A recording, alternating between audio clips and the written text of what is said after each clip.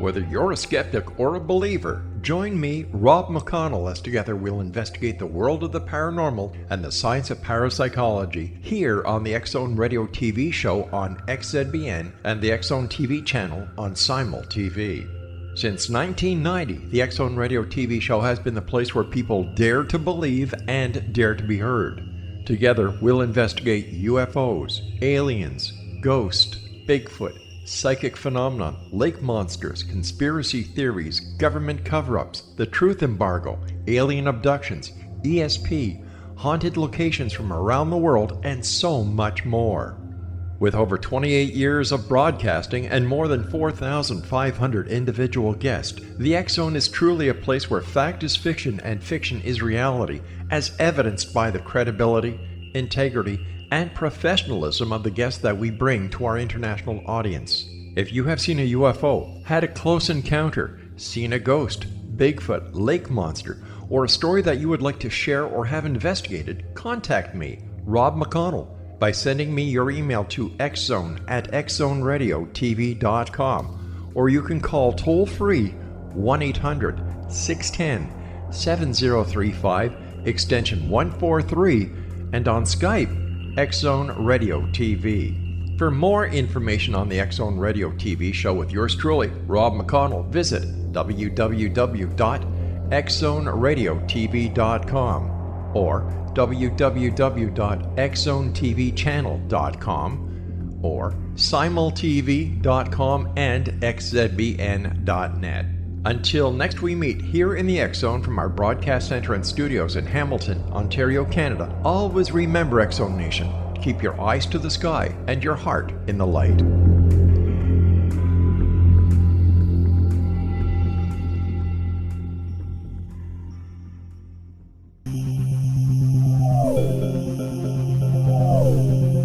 This is A Different Perspective with Kevin Randle. Kevin is a retired United States Army Lieutenant Colonel who has studied UFOs for more than 50 years. His military training has provided him with a unique insight into military operations and UFO research. Kevin has investigated many of the most mysterious cases and has been consulted for dozens of documentaries and been interviewed on hundreds of radio and television programs about UFOs. Considered to be one of the leading experts on the Roswell UFO crash, Kevin has written more than 25 books about UFOs, including Roswell in the 21st Century and Encounter in the Desert, a re-examination of the Socorro UFO landing. Now here's the host of A Different Perspective, Kevin Randle.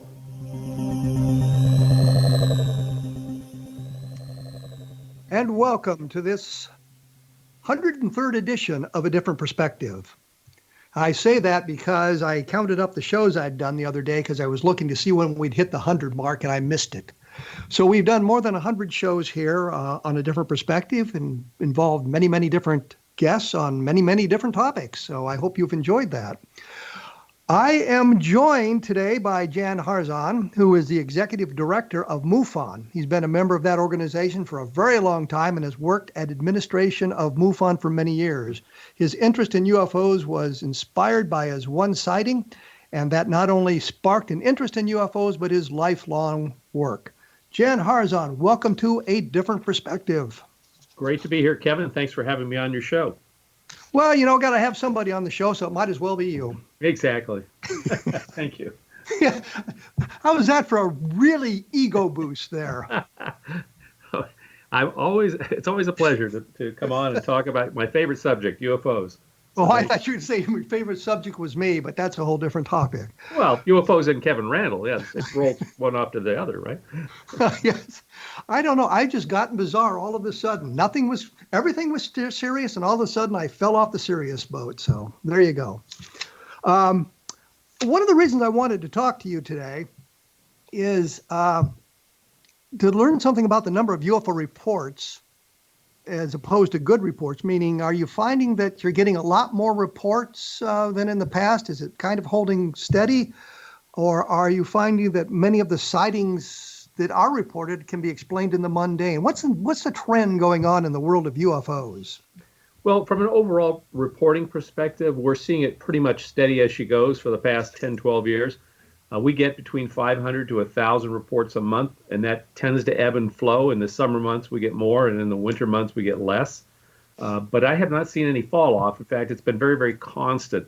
What has changed, I think, is our investigative capabilities, which I think is paring a lot more IFOs out of the database. So when we investigate a case, we end up putting it in one of 5 dispositions, either a hoax, insufficient data, information only, unknown, and IFO. So identified flying object.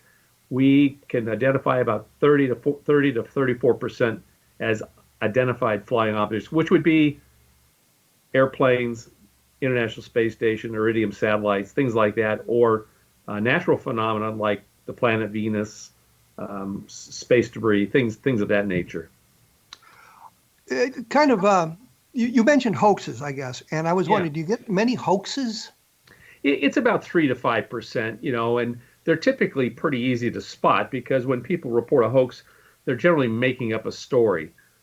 So the languaging that you read is different than the typical language you would read. If I showed you a hoax case versus a non-hoax case, you can kind of tell that someone's making this up. And when you confront them, they generally fold and say, oh my gosh, I didn't realize someone was going to check up on this. Yeah, I was just being funny here, writing a story. So yeah, hoaxes are pretty simple, actually. Is there a demographic involved in the number of hoaxes? I mean, is there a specific age group of gender who might be more responsible for hoaxes? It tends to be younger, and it tends to be male. If that's what you're asking. Yes. Precisely, and because I've noticed myself, looking at UFO photographs, especially those from the 50s, 60s, and 70s, that about 99% of them were submitted by teenage boys, and 99% of those were hoaxes.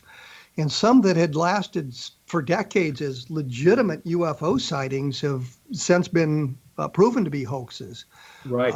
Well, and that's the big difference with MUFON. We investigate these things. So we reach out and make sure we have a real witness. We check out their credentials. We look for corroborating evidence. I mean, a lot of UFO sites that just collect data, it's pretty useless if you don't actually reach out and contact the witness and find out more about them.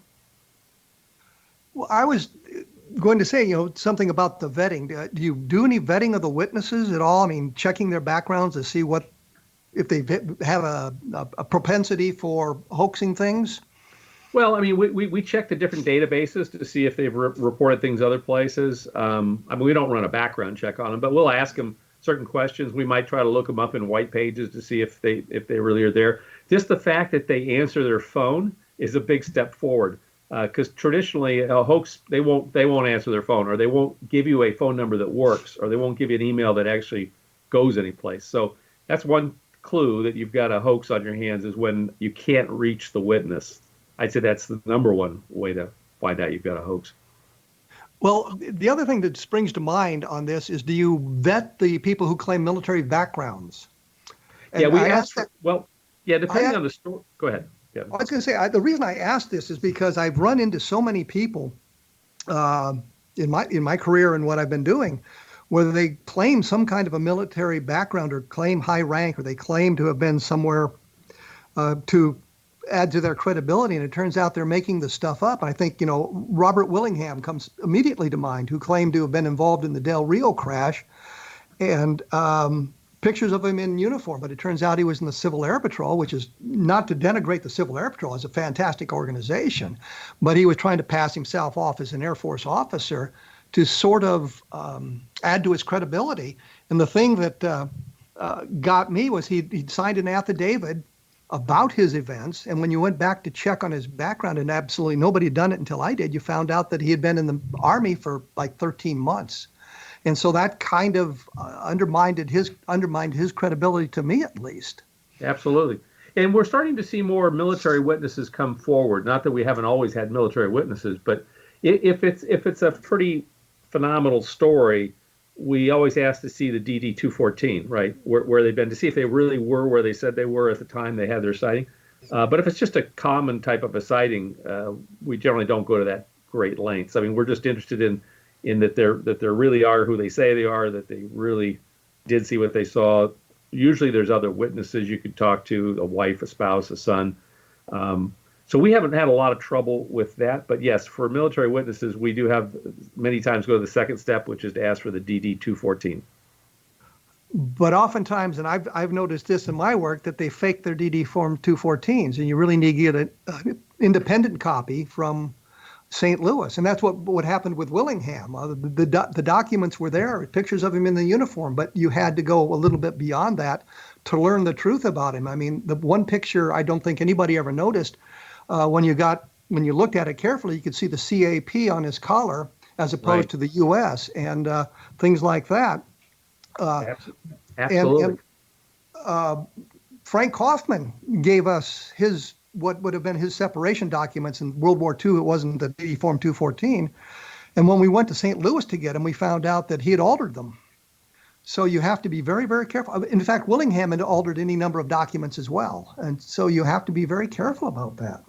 Absolutely. Absolutely. Well, and the more incredible the story, the more careful you want to be, right? I mean, that's absolutely yes. True. Yeah. I would agree. I would agree wholeheartedly.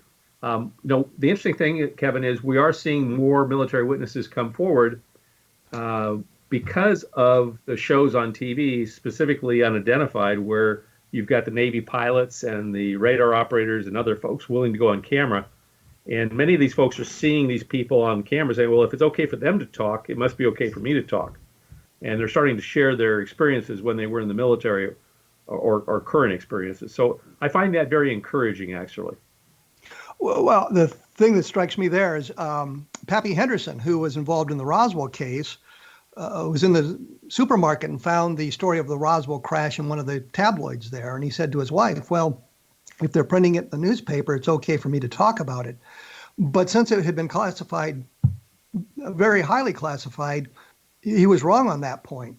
Yes. The fact that it was in the newspaper didn't give him permission to talk. And I'm sure some of these other people are probably in the same boat, that they think they have permission to talk about it, but maybe do not.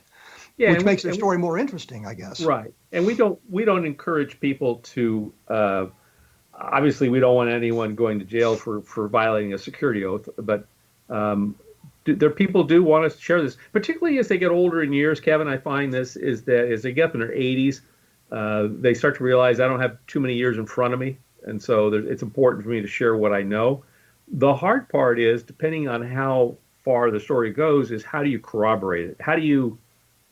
We had a gentleman share with us the fact that he was on duty and was in a location as a special forces guy where he saw military guys materialize out of a wall and then two aliens come out of the wall behind them. Well, that's an interesting story, and yes, he is who he said he is, and yes, his DD-214 and things like this, but how do you corroborate that kind of a testimony? It's just very difficult. I mean, that's a very good question, and we'll answer it when we come back in just a few minutes. I've got to take a break here. This is, of course, a different perspective. If you want more information about what we're talking about today, I'm at www.kevinrandle.blogspot.com, and of course, you can check the MUFON site, which is probably MUFON.com or www.MUFON.com. Just type MUFON into your search engine, you'll be able to get there. And when we get back, I'm going to want to talk about more about this military stuff, and you mentioned the Tic Tac and that sort of thing. So we'll chat that up as well when we come back, so stick around.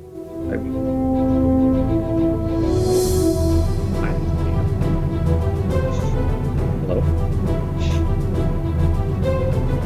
Did I see the appointment? No.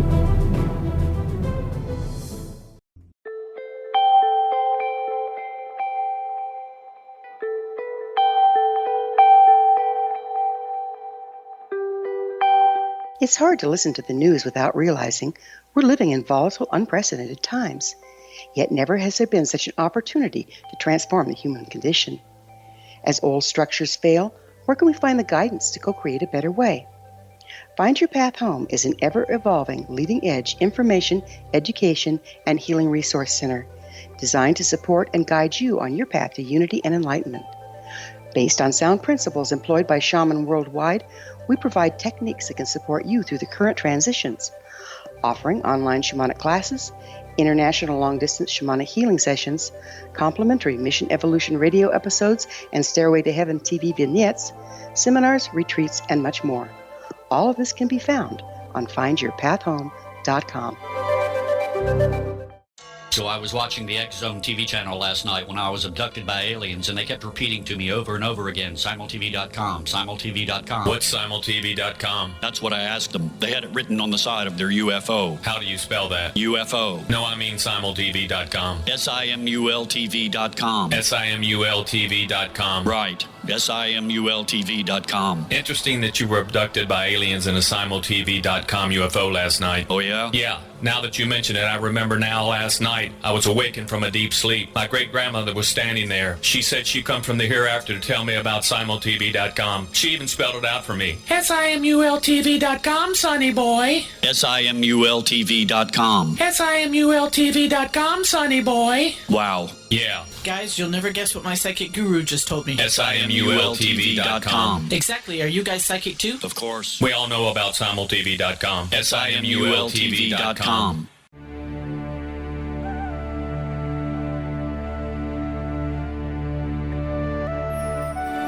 Shamanic healing is the key to personal empowerment. Why? All 4 levels of our being, physical, emotional, mental, and spiritual, must be addressed for us to enjoy balanced, healthy, abundant lives. Yet there are few provisions for spiritual or energetic healing. Shamanism, found at the root of all cultures, is a very effective spiritual healing modality. To find quality shamanic healing you can trust, regardless of where you live, look no further than Find Your Path Home long-distance shamanic healing program. All Path Home long-distance healing practitioners have been trained and certified through Path Home Shamanic Art School. Change your life. Live abundantly. Schedule a long-distance shamanic healing session with Wilda Wieka or one of her quality practitioners today at findyourpathhome.com.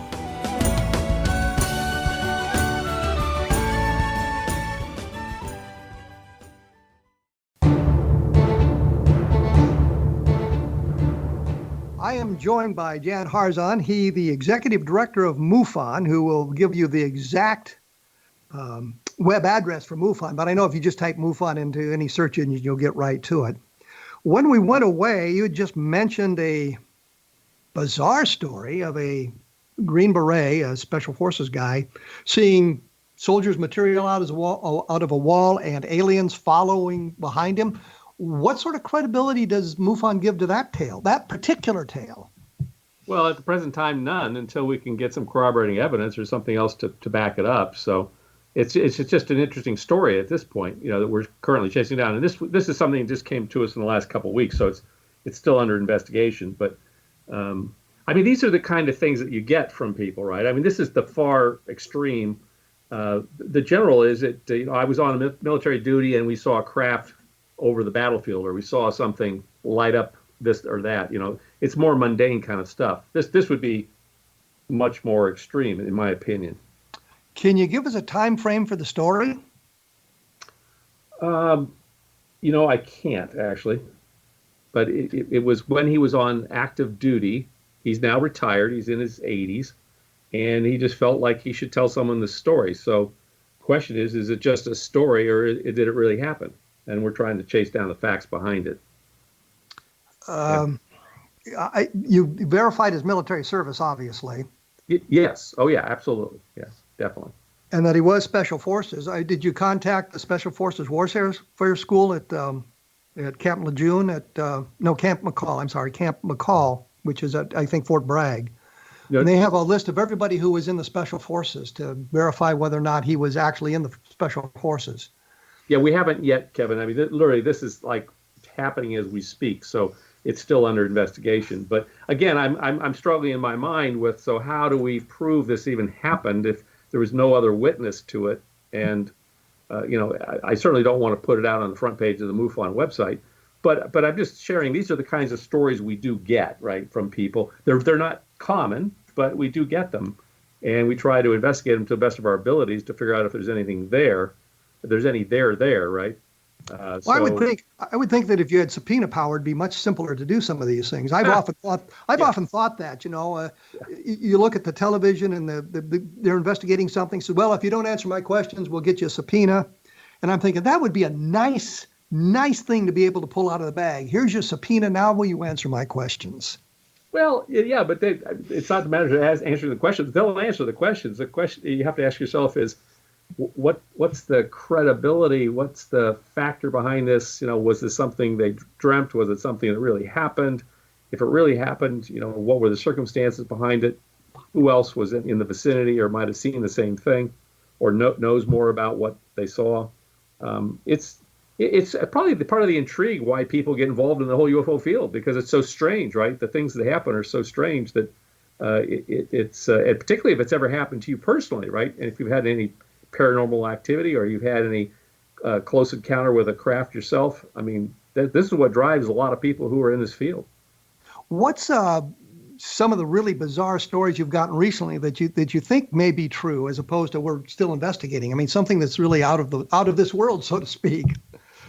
Well, I mean, I don't know if there's anything that's completely out of this world, but we had another gentleman report to us that he was in the Navy with a high school buddy of his, and they had a conversation many years later because they were in different parts of the service, and his buddy was in the submariner service, and he commented to his buddy, who was the guy on the phone with us, saying, if you've ever seen the sub on Voyage to the Bottom of the Sea, or Fantastic Voyage, I think, he said, we have submarines just like that, but ours fly. So we're in the process of chasing that lead down. I mean, submarines that fly. Sounds a little bit like what William Tompkins was talking about in his book, Selected by Extraterrestrials, when he claims to, back in the 40s and 50s, to have designed long tubular craft for the U.S. Navy that were supposed to be spaceships, which in itself seems like a fantastic story. So you're trying to put all these puzzle pieces together.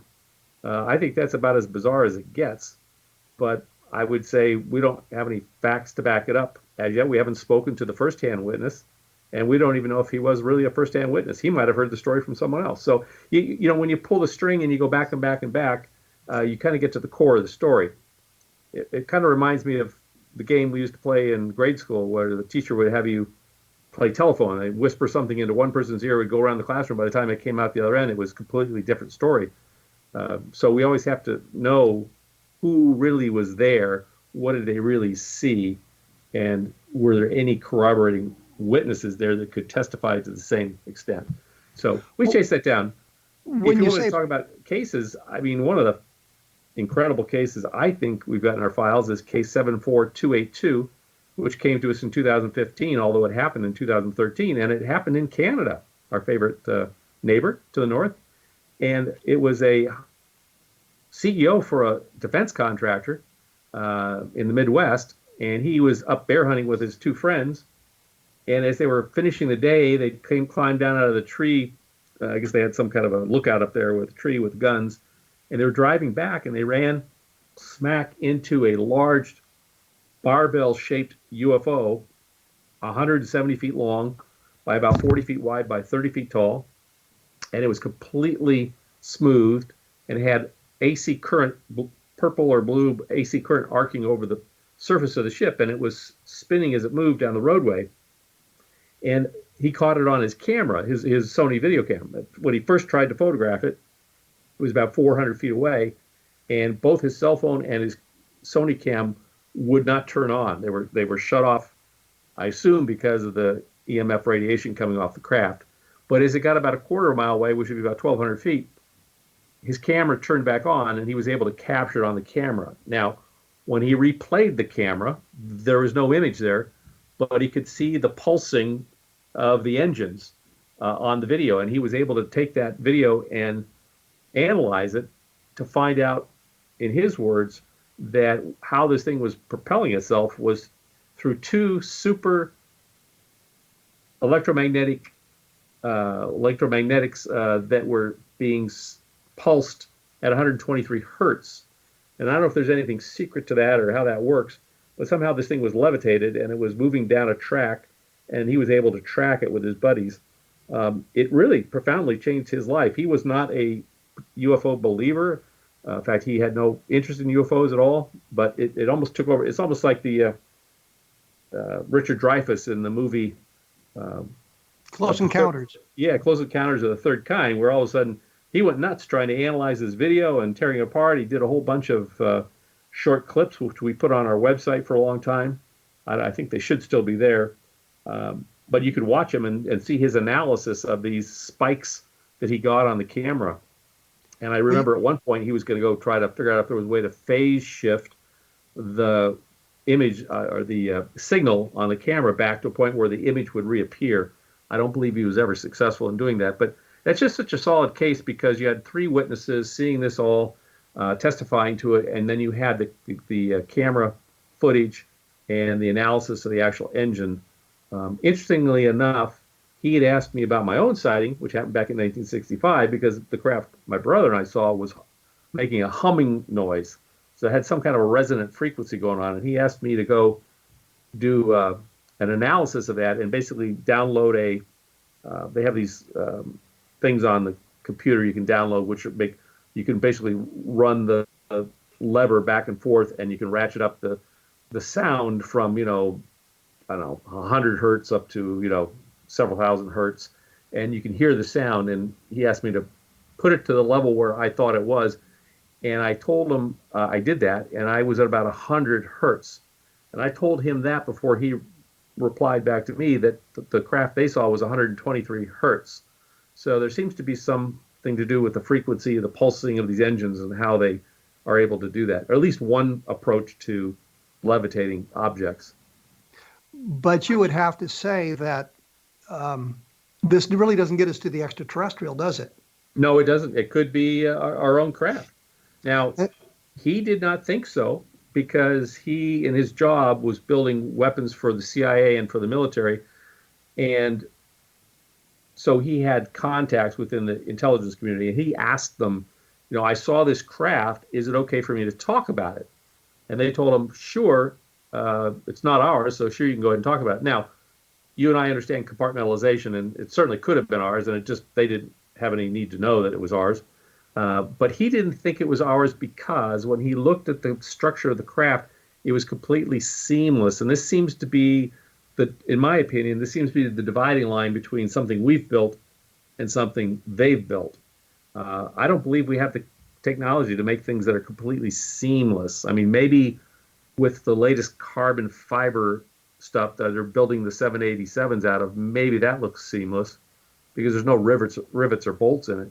But yeah, he definitely thought, looking at the structure of this craft, because he was so close to it, that it was not something made here on this planet. But I would argue that the SR-71 Blackbird, which still holds speed records and altitude records and all kinds of stuff, was 1950s technology. Right. And we, meaning the general public, didn't know about the existence of this thing at the time. And having seen it and the silhouette of it would certainly suggest something that might be alien. And we could make the same argument. Well, I don't think it was ours because we don't have anything like that around there. And yet here was something that we did in fact have, and that's basically 1950s technology. Well, yeah, and so it's really materials technology. Do we have the ability to take materials and reform it in a different set so you can combine things and not have to attach them and put rivets in it?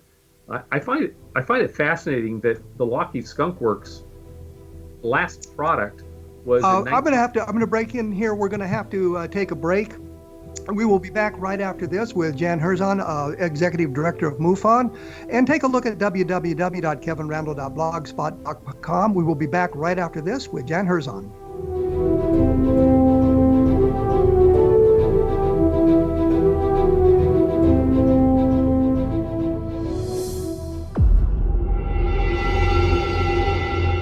Whether you're a skeptic or a believer, join me, Rob McConnell, as together we'll investigate the world of the paranormal and the science of parapsychology here on the X-Zone Radio TV show on XZBN and the X-Zone TV channel on Simul TV.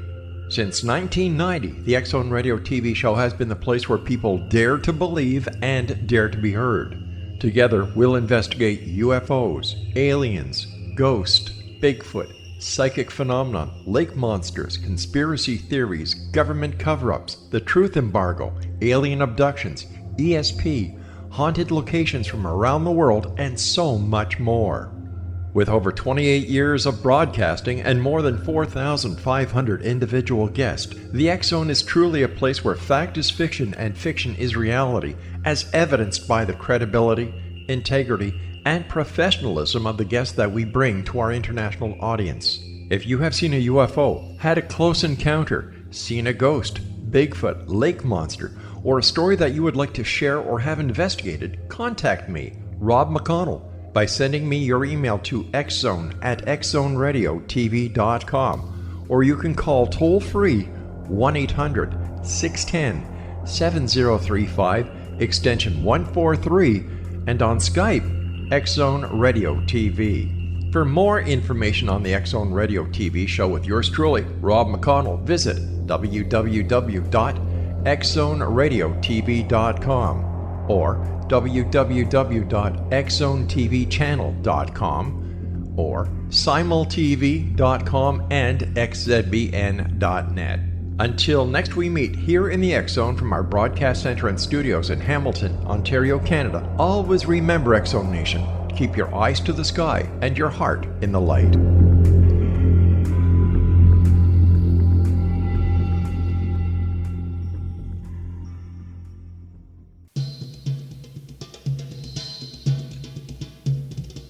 I'm chatting with Jan HARZAN, him of MUFON, and I keep promising to give the official website address. Jan, why don't you plug it in right now? It's MUFON.com. Simple. Okay. MUFON.com. Well, I didn't make sure we had that right, so people could find that. And that kind of brings me to another question. I think we're kind of falling off the track we were following a moment ago, but the TSA, the To the Stars Academy, Sure. which is getting an awful lot of publicity, an awful lot of press. Has that kind of sucked UFO reports away from MUFON, or good information going to them instead of coming to you? Is there any kind of relationship between your organization and theirs? Yeah, well, so to answer the first question, no, it hasn't. In fact, if anything, it's actually creating more of a buzz amongst the military and the folks who want to report things, and they do come to us. They do have, on their show, they ask for people to reach out to them. The problem or challenge they have is that it's Lou Elizondo and Lou Elizondo and Lou Elizondo. So, when you have 200 people wanting to talk to you, it's hard to do that with one person. So I think that's a bit of a challenge for them. But I think the good news is they're making some headway. They're getting some good stuff done. And I'm 100% supportive of everything that they're doing. So I think there's plenty of room here for an organization like TTSA to do what it's doing. They see their mission as different than what MUFON's mission is. And we can talk about that. But yeah, we don't have any formal working relationship, but we do talk to each other occasionally on different topics. So, I mean, that's all I can say. I mean, it's. Well, that was a question I was going to ask. Is there any communication? Have they reached out to you? You reached out to them, and you say yes, you have. Oh yeah, absolutely. I talk to Chris and Lou on a regular basis on different topics and different things. But they do what they do, and we do what we do. It's two separate organizations following their mission statements. I think I don't want to speak on behalf of TTSA, but what I see them wanting to do is create a media company that puts out information on the subject. And so far, everything I've seen them put out looks very credible to me, and it's not trying to push any agenda one way or the other. But also, they want to delve deeper into the science behind it, and with physicists and folks to ultimately build one of these craft. That's what I'm seeing on their website and reading what they're talking about. So more power to them. I mean, we're not trying to, at MUFON, trying to build stuff. We're trying to be more of a public service group, nonprofit, that is a place where people can come, bring their sighting reports, more importantly, bring their non-human interaction reports, and have a empathetic ear to listen and to capture that and provide them whatever they need, whether it be counseling services, reporting services. I mean, folks, when they have a very close encounter, it is very traumatic to most people if they're not expecting it. And so they need someone to speak to. And it's typically they can't talk to their spouse about it. They can't talk to their children about it. They certainly can't talk to their employer about it. So they have nowhere to turn, and MUFON is that place to turn. And so we see ourselves as providing that service to the general public.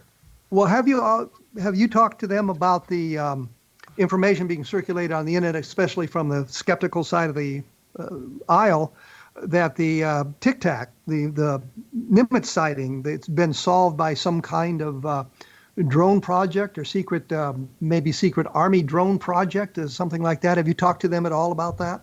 I have, in fact. And here's the thing that people need to understand is that,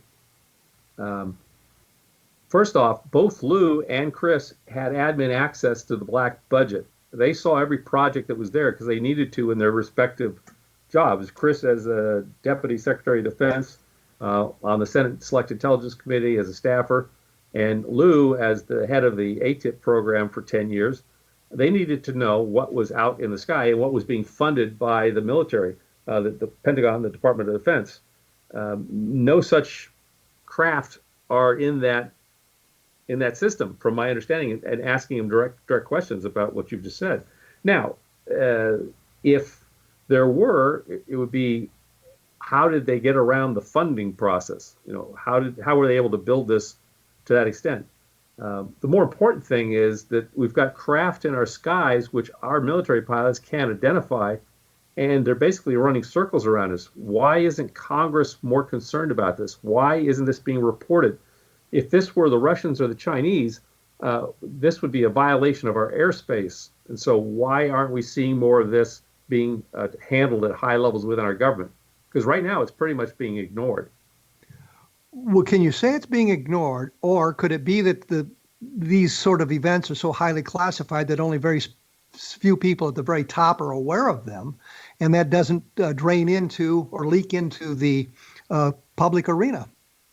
Well, I'm seeing a very disturbing trend, and that is, as I hear some of these stories, data is being gathered and destroyed with regard to these interactions, which is very concerning to me, because that's, of course, one way you keep things secret is you destroy all records to it, so no one has any physical evidence to put forth to prove something's true or not true. So, I guess it's possible, Kevin, but I honestly think that that's not what's happening. For whatever reason, the powers that be, when I say that, I'm talking about people at the military, commanders of these ships and different bases, are going out of their way to basically destroy the evidence, and so that it's not available there. I mean, the fact that Rendlesham Forest happened and we have records, there's only because a couple of the soldiers and officers were able to document this and get it in the official U.S. Air Force records and then call for it because they knew where it was. Otherwise, we wouldn't know about that. Well, I think we would have known. Well, had it not involved the people that it involved and had the things not transpired the way it did, we certainly would know about it. And had Colonel Halt, who will be on the program next week, by the way. Yeah, well, that'd be awesome. Hadn't written the letter and it been discovered by some of our British colleagues, and no, we probably wouldn't be talking about Rendlesham Forest at all. But we know that these craft are seen around military installations, nuclear power plants, and places where anti-gravity research is being done. So just take the first one, military bases. There's a ton of activity around our military bases. So how many more Rendlesham Forests have there been that we are not even aware of? I mean, that because they were able to suppress the records or keep the people quiet about talking about it. Of course, the other one I love is the 1967 sighting up at Montana. Belt, Montana. Yep. Malmstrom Air Force Base. Exactly. And we've got Robert Salas, who just lives a few miles from MUFON headquarters here, who was in the, I don't know what they call it, but the command center. Silo. Yes, 60 feet underground of steel and concrete, and watched it as this craft shut off all the missiles. He says, we don't even know how to do that, let alone how a craft could have done that. Well, when I talked to Robert Salas, he wasn't sure they shut off all the missiles. They may only shut off most of them, which is still a big deal. Right. He and his commander, he was the deputy commander in the silo, disagreed on how many missiles were shut off. I think he believes all of them were shut off, and the commander said it was a percentage of them. But no matter what it was, that, of course, impinges on national security, and that would be something you wouldn't want out, not because it's a UFO sighting, but because of the national security aspect that somebody can shut off our missiles from the outside. Correct. And it's not a matter of flipping a switch and they're back online. They had to bring in Boeing, who was the contractor for maintaining the ICBMs, to spend literally several days, if not a week or more, turning all the missiles back on that had been switched off. And of course, there was a study done, commissioned by one of the generals, to find out how this happened. And my understanding is that study never saw the light of day because they didn't like the conclusion. Well, but if the conclusion is they figured out how to do it, they certainly wouldn't want to put that out in a public arena for all our competitors in the world to learn about. Well, I think it was more, and we have to ask Robert this question because I don't want to speak for him, but I believe it was more along the lines of it wasn't us and it wasn't the Russians and it wasn't the Chinese. And so it was this craft, which no one knows where it came from. And because of the unknown part of it, they didn't want to actually publish that actual report. Well, what I'm saying simply is it's a matter of national security. Correct. Oh, I agree. No matter how you slice it, who it was, it's a matter of national security. And by regulation, the military people can't talk about these things that impinge upon national security. It's the great cover-up story. I can't tell you about that. It's a national security issue. Yeah, absolutely. And I'm all for national security. I think it's important that we respect that and we keep things secret that need to be secret. The question is, do the fact that UFOs are real and they're here and they're flying around our skies, does that need to be kept secret? I think the answer is no, in my opinion.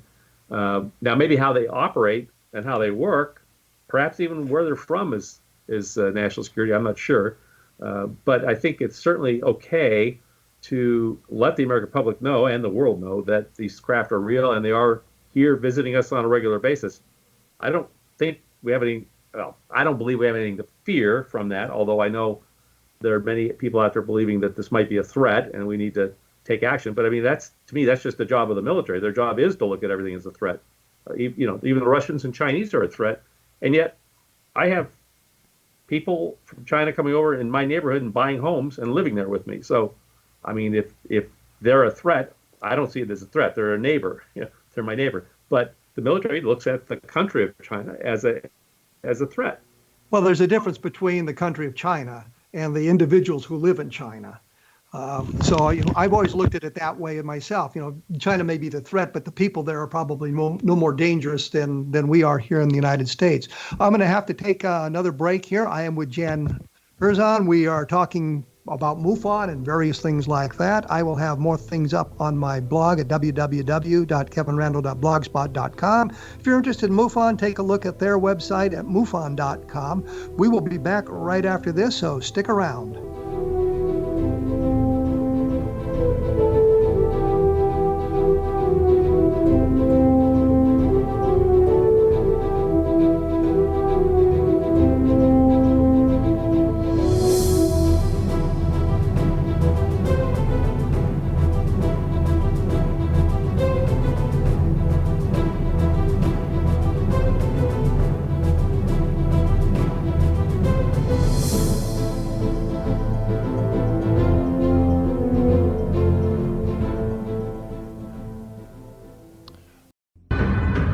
If you are looking for a safe, zero-calorie natural option to the harmful artificial sweeteners on the market today, Just Like Sugar is what you're looking for. Just Like Sugar is a wonderful natural alternative for those health-conscious people who choose a calorie-restricted diet with a great, pure, sweet flavor that tastes just like sugar. Just Like Sugar is a great natural option for people suffering from diabetes and may be useful in restricted diet programs where standard sugars are not allowed and does not cause a laxative effect of some other sweeteners. Just Like Sugar comprises a perfect blend of chicory root fiber, natural calcium, natural vitamin C, and Just Like Sugar's sweetness comes from the natural flavors from the peel of the orange.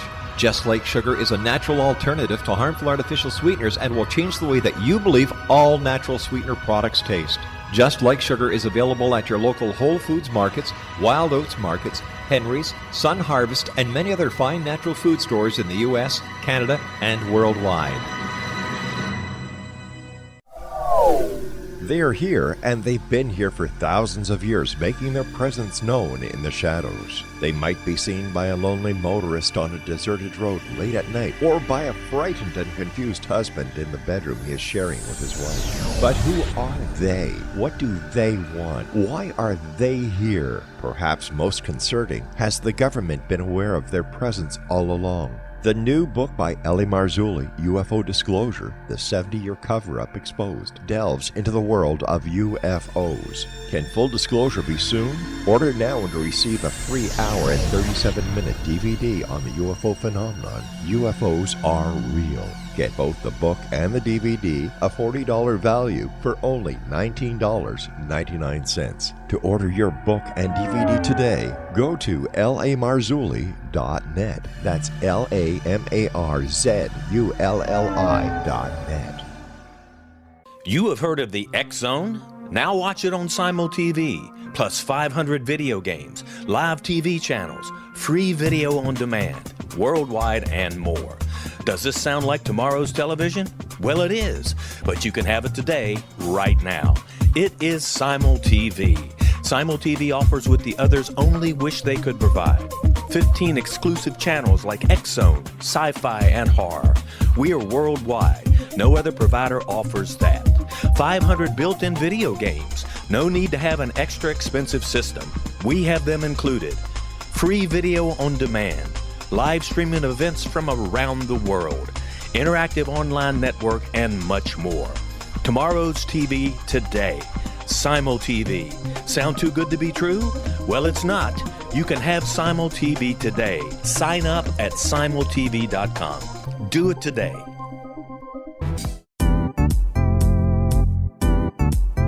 Memorable dynamic presentations are a not-so-secret weapon in the business world.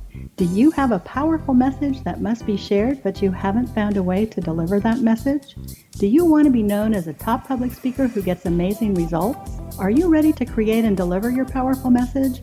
Thomas Hides can help you create and deliver your speech to get the results you desire. Visit iconquality.com. Did you expect your business to flourish, but instead it plateaued or didn't get off the ground yet? Would you like to achieve massive goals and discover new sources of income within your business? When you're ready to experience that type of success with fast results, Cindy Hendricks is the business coach for you. Her work with entrepreneurs and business owners has been life-changing. To get you and your business where you want to be, go to imaginemoresuccess.com. Has the fear of public speaking stalled your business or personal life? What would you give to develop and maintain supreme confidence? Have an invaluable private program to always perform at your best. Imagine how you would feel. You can have all that and so much more today with Thomas Hides' life-changing course called Number One Fear Unleashed. Visit numberonefear.com and be liberated from your fear of public speaking.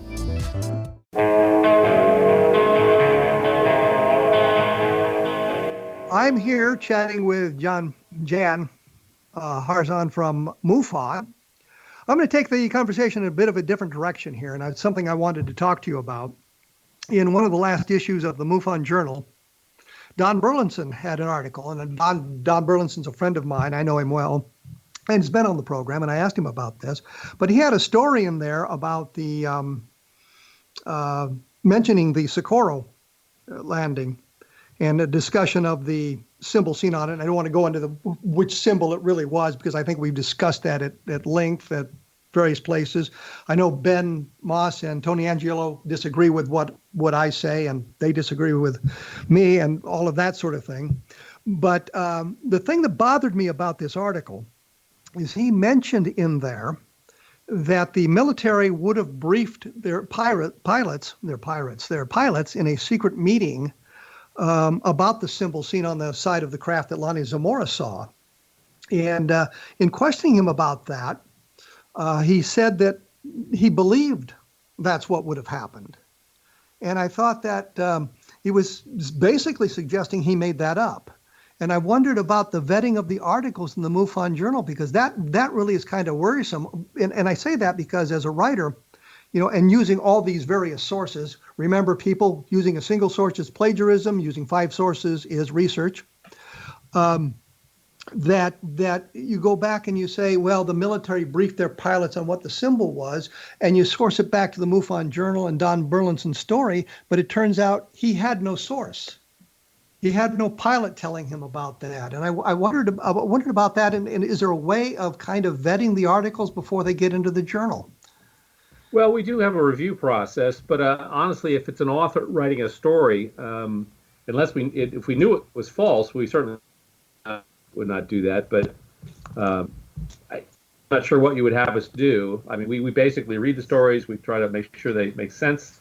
If it's something we don't think is factually true, we certainly wouldn't publish it. But we give, latitude to the authors to publish their research, and then of course it's always open to other people to be able to object to it or say, no, I have other data that would say that's not true, and then we could put a letter to the editor to that effect. So there's really no vetting of the articles. You kind of go with the author of the piece and make sure that it all kind of matches sequentially and accurately. Yeah, I wouldn't say there's no vetting, but basically what is stated is more the purview of the author who's putting the information out there. I mean, when Stan was around, he would argue vehemently on certain positions on things, and he wasn't shy about putting it in his articles that he would write for the journal, which then would, of course, elicit other people to write counterpoints to it. So you get people going back and forth. As long as it's a conversation and not a fisticuff fight, I'm fine for letting things be discussed out in the journal itself, perhaps even on the website in discussion type forum type things. Well, as I say, the problem I had, and talking to Don about this, he said he used language that was suggestive of it being a speculation on his part as opposed to being an established fact. And I just wondered, when you're reading this sort of thing, especially in something like the MUFON Journal, if the reader actually picks up on the hesitation of the author to state it as a positive fact, but kind of use weasel words to get around that. And this one really bothered me because as a military pilot, I knew that there would have been no briefing, secret or otherwise, on what the symbol looked like. And I think Don's reasoning behind that was that the military would have wanted the pilots to know what the symbol looked like, so they would be looking for the right thing. And I'm thinking, no, you don't need to do that, because when the pilot comes back and he tells you what the symbol was, if you've already briefed him on it, then you've kind of contaminated not the credibility, but the confirmation of the sighting. And if you don't tell him and he comes back and he's got the right symbol, then you've got something very interesting there. So I was kind of bothered by that when I read it in the journal. Mm-hmm.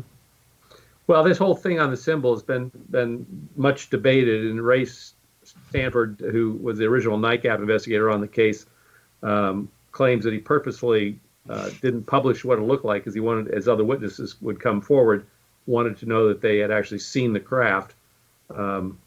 That's a whole nother discussion. But to me, the symbol is kind of the least of it. I mean, there either was a craft or there wasn't a craft. And it either you're right. The symbol in this conversation is not the important point. The point was that Don had created in his mind this briefing about the symbol to the military pilots, and it was something that just simply was not. It was speculation on his part. To be kind about it. Yeah, so that should normally be called out in an article, that this is speculation. When I go on radio shows, I always say, this is what I know for a fact, and this is what I believe to be true, but can't corroborate. I mean, I think we all need to be careful. We want to work from facts, but you can't always work from facts. So a lot of people, unfortunately, most of what's in the UFO field is people's personal beliefs more than actual facts. So. Well, that's the problem. The problem with the field is people want to validate their belief structure as opposed to learning what the truth may be. Their belief structure may be inaccurate, and that, I guess, affects them personally, and they would rather reject the facts to continue with their beliefs. Yeah. It's not just the UFO field, though. This happens in every other avenue of life as well. I mean, so that's what we try to do. We try to get down to the facts. Was the person really there? Did they really see it? Do they really have the credentials they claim they have? The things that we were talking about earlier in the segment, that's all we can do. But your point's well taken, and I'll have to go back and reread the article, see what it said. We can always add to it or subtract from it. Well, then I'll bring up one other point, which is not quite as critical, but he has an affidavit from somebody involved with the landing at Holloman Air Force Base in April of 1964. But it doesn't seem that anybody involved in that affidavit had firsthand knowledge. It was all, my father told me this, or I heard this from a friend type thing. Right. So that information, while interesting, wasn't really overly useful. Yeah. It's interesting because, the Roswell crash, which occurred, 60 some plus years ago now. More than 70. 70 some plus years from now, back in time. When Stan was investigating that, Stan Friedman, he put together a nice reel of first and secondhand witnesses. Well, obviously, firsthand witnesses count a lot more than a secondhand witness, but you had a lot of the kids who parents told them stories that were related on that. And it was called Recollections of Roswell, which is an excellent piece. It's can be acquired through the Fund for UFO Research.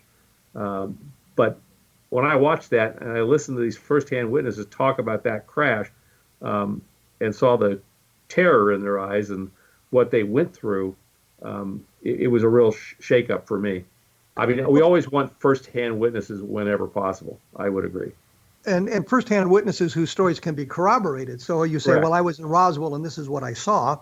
Right. And you go back to all the records and you find out, guy, you weren't in Roswell at the time. What's going on here? And I think of a guy named Throwbridge. In his obituary, it said he may have been the last living guy to have handled the Roswell debris. And you go back and you look at it, and yeah, he was in Roswell at the time, but his story, as he told it, made absolutely no sense.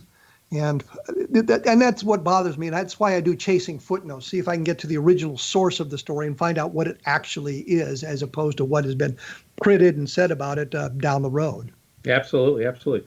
One of the things we're starting within MUFON here is called The Greatest Questions. It hasn't seen the light of day from the website yet, but if you remember Dan Wright, who was our Director of Investigations for a number of years back in the 80s, early 90s, he's taken on this project to basically write 25 questions, and we put those out to our PhD and master's level members to answer. And we've got I think over 50 or 60 theses on these different questions, trying to delve into the UFO question and think, how does faster than light travel work? Why don't these things create a sonic boom? Why is it that every time one of these people is on board a craft, they can breathe the atmosphere that the aliens breathe? Does that mean that everybody breathes oxygen and nitrogen and things of this nature? Radiation burns, effects on our religious structure. So we're asking these questions, and we're going to start publishing this on the website and opening it up to the public to be able to join that conversation to try to add a more scientific bent to the whole subject of UFOs and what's being observed and what's being reported, and possibly how it could happen and what our physics, our sciences are telling us about those things. So I want to mention that here because I think that's an important step forward. Well, I wish we'd gotten into that a little earlier in the program because I think that's a fascinating avenue to travel. Yeah. But unfortunately, we're out of time. Jan HARZAN, thank you for joining us on a different perspective. I got tongue tangled there. With a different perspective for some reason. Appreciate your time and the information you provided with us. And we'll have to have you back sometime before I get to 203 programs. That'd be awesome. I'd look forward to it. Thanks, Kevin. Okay, thank you.